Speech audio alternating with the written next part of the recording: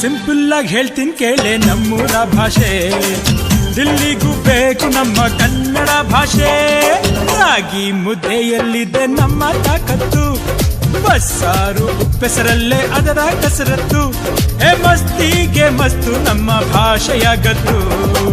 Simple ಆಗಿ ಹೇಳ್ತೀನಿ ಕೇಳೆ ನಮ್ಮೂರ ಭಾಷೆ, ದಿಲ್ಲಿಗೂ ಬೇಕು ನಮ್ಮ ಕನ್ನಡ ಭಾಷೆ.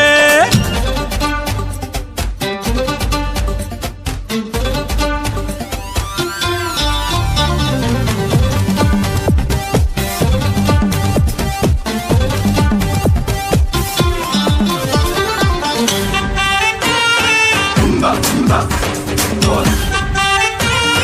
umba, umba, umba.